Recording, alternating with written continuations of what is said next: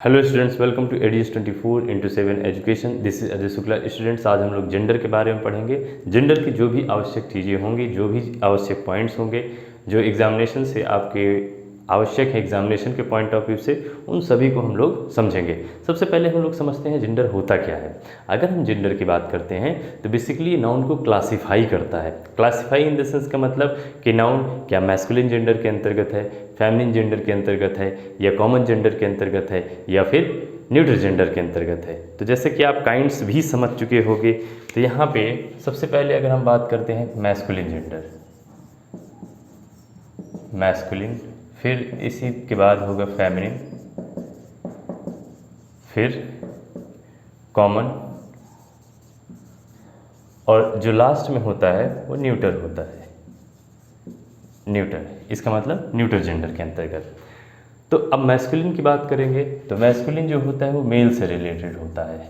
किससे रिलेटेड होगा? मेल से रिलेटेड होगा। ये किससे होगा? फीमेल से रिलेटेड होगा। और ये किससे है? नॉन लिविंग की बात कर रहा है ना, नॉन लिविंग। तो अब यहाँ से समझने की कोशिश करिएगा। ये कॉमन जेंडर, इसको भी हम समझाने की कोशिश करते हैं। मैस्कुलिन का मतलब है कि जो मेल से संबंधित होगा। मेल से संबंधित अगर है, जैसे हमने कहा बॉय, फिर हमने बोला फादर, इसी तरीके से हमने बोला अंकल, इसी तरीके से हमने बोला एक्टर। ठीक, तो कहने का मतलब ये है कि जितने भी हैं किसके अंतर्गत आएंगे? मैस्कुलिन के अंतर्गत होंगे। उसी तरीके से फेमिनिन, तो बॉय का उल्टा क्या होगा? गर्ल हो जाएगा। फादर का उल्टा क्या होगा? मदर हो जाएगा। उसी तरीके से एक्टर, एक्ट्रेस। ठीक, तो आई थिंक ये आप पॉइंट समझ रहे होंगे। कॉमन जेंडर के अंतर्गत क्या होगा? कॉमन के अंतर्गत ये होगा जिससे ये न पता चले कि महिला है अथवा पुरुष। इसका मतलब ये है महिला भी हो सकता है और पुरुष भी हो सकता है, दोनों में से कोई भी हो सकता है। तो ऐसी स्थिति में ऐसे नाउन को हम कॉमन जेंडर के अंतर्गत रखते हैं। अगर मैंने कहा स्टूडेंट, इसी तरीके से मैंने बोला असिस्टेंट, असिस्टेंट। ठीक, इसी तरीके से आप बोल सकते हो लॉयर को भी बोल सकते हो, डॉक्टर को भी बोल सकते हो, है ना। तो ये जितने भी होंगे किसके अंतर्गत होंगे? कॉमन के अंतर्गत होंगे। लास्ट जो है न्यूट्रल जेंडर की बात करते हैं। तो न्यूट्रल जेंडर की अगर हम बात करें तो जिससे निर्जीव की वस्तुओं की बात करेंगे, जैसे चेयर हो गया, टेबल हो गया, है ना, कार हो गया। तो ये सब किसके अंतर्गत आएंगे? नॉन लिविंग के अंतर्गत आएंगे। तो ये हमने 4 वैरायटीज़ में कैटेगराइज कर दिया है। इन जनरल अगर मान लीजिए मैस्कुलिन जेंडर का नाउन सिंगुलर कंडीशन में है, तो इसके लिए हम ही का भी यूज़ कर सकते हैं, हिम का यूज़ कर सकते हैं, हिमसेल्फ का यूज़ कर सकते हैं। इसका मतलब ये है कि ही से संबंधित हिमसेल्फ भी यूज़ कर सकते हो, इसी तरीके से हिज भी यूज़ कर सकते हो, है ना। अगर हम फीमेल की बात करते हैं तो फीमेल में क्या हो सकता है? सी हो सकता है, हर हो सकता है, इसी तरीके से हर सेल्फ भी हो सकता है, इसी तरीके से हर्ष भी हो सकता है।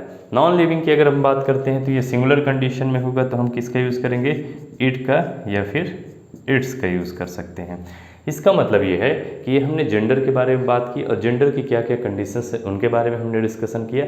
तो आपको ये पॉइंट ध्यान देने की आवश्यकता है कि अगर नाउन सिंगुलर कंडीशन में होगा तो इनमें से किसी भी का भी प्रयोग हम प्रोनाउन के रूप में या एडजेक्टिव के रूप में या रिफ्लेक्सिव प्रोनाउन के रूप में यूज़ कर सकते हैं। यहाँ पे अगर हम बात करते हैं फीमेल के तो शी, हर सेल्फ, किसी का भी यूज़ कर सकते हैं। नॉन लिविंग की अगर हम बात करते हैं, नॉन लिविंग में इट और इट्स की बात करेंगे। अब आपके दिमाग में आ रहा होगा कि सर अगर कॉमन नाउन आया तो हम क्या यूज़ करेंगे। तो कॉमन नाउन की भी अगर हम बात करें तो सामान्य तरीके से कॉमन नाउन को देखा जाए तो कॉमन नाउन से एग्जैक्ट जेंडर के बारे में नहीं पता चलता। इसका मतलब ये है कि महिला अथवा पुरुष में से कोई भी हो सकता है, लेकिन अगर देखा जाए तो इसमें बहुत सारे कंट्रोडिक्शंस हुए हैं।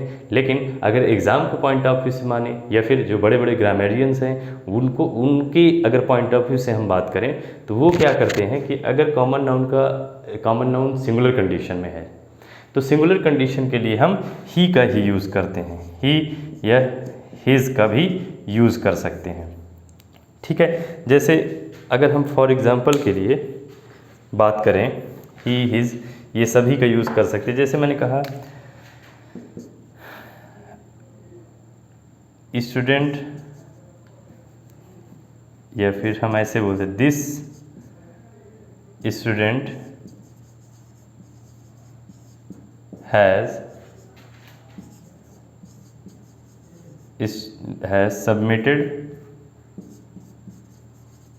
submitted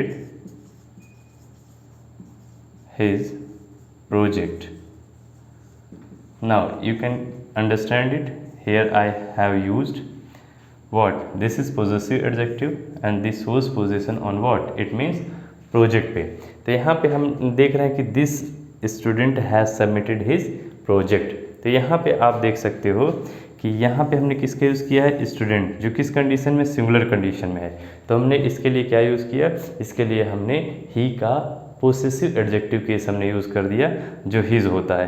तो ये आप ध्यान दीजिएगा कि अगर वाक्य में कहीं भी कॉमन नाउन का यूज़ हुआ हो, कॉमन नाउन के जेंडर का यूज़ हुआ हो और उसके लिए किसी अन्य प्रोनाउन का यूज़ करना हो, तो आप प्रोनाउन के रूप में या फिर पोसेसिव एडजेक्टिव के रूप में, तो ही से बने हुए प्रोनाउन या पोसेसिव एडजेक्टिव का यूज़ करोगे। आइए अब हम नेक्स्ट की बात करते हैं। नेक्स्ट जो है, यहाँ हमने जेंडर समझ लिया। और हाँ, एक पॉइंट और आप यहाँ पे समझने की कोशिश करिएगा कि अगर प्लूरल होता है तो कोई भी प्लूरल हो, चाहे मैस्कुलिन का हो या फेमिनिन का हो या कॉमन का हो, या फिर हम न्यूट्रल जेंडर की ही क्यों ना बात करें, तो प्लूरल कंडीशन में अगर हम बात करते हैं तो हमेशा क्या यूज़ करेंगे? दे का यूज़ करेंगे। तो अगर हम मान लीजिए हमने ये बोला होता कि स्टूडेंट्स हैव, फॉर एग्जाम्पल के लिए देख लीजिए, मैंने कहा students have submitted their project। तो ये पॉइंट आप समझ चुके होंगे, इसीलिए यहाँ पे हैव यूज़ किया है। क्यों? क्योंकि यहाँ पे स्टूडेंट्स क्या है? If the subject of the sentence is plural, so in this condition we always use plural verb in the sentence. And as you can see this, it mean this noun has been used in plural form, that is the reason we always use they or their or them in the sentence according to the structure or need of the sentence। it means यहाँ पे किसकी आवश्यकता है? Possessive adjective की। तो दे से बना है, देयर बना है, तो इसीलिए हमने यहाँ पे क्या यूज़ कर दिया? देयर का यूज़ कर दिया। तो आई होप आप समझ चुके होंगे। कुछ छोटी छोटी बात को हम और डिस्कशन करेंगे यहाँ पे। जैसे मान लीजिए कोई कंट्री हो, ठीक है, तो कंट्री के लिए जब अगर हमें केवल क्या बताना होता है? जियोग्राफिकल यूनिट्स बताना है, जियोग्राफिकल यूनिट्स। तो ऐसी स्थिति में हम करते क्या हैं कि सामान्य स्थिति में केवल हम इट या इट्स का यूज़ करते हैं, किसके? किसी भी देश के नाम के साथ हो। लेकिन मान लो हम किसकी बात करते हैं?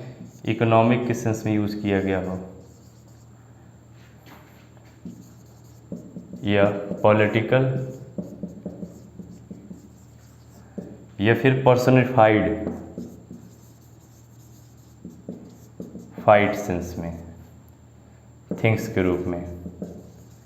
तो ऐसी दिशा में हम क्या करते हैं? इसको हम फेमिनिन जेंडर के अंतर्गत मानते हैं, और इसके लिए हम क्या यूज़ करेंगे? शी का यूज़ कर सकते हैं, हर का यूज़ कर सकते हैं। तो कहने का मतलब ये है कि जियोग्राफिकल यूनिट्स के सेंस भी यूज़ करेगा। देखो, ये जानकारी के लिए है, आपको जो क्वेश्चन देगा वो इट से ही रिलेटेड देगा, तो ये आप ध्यान देना।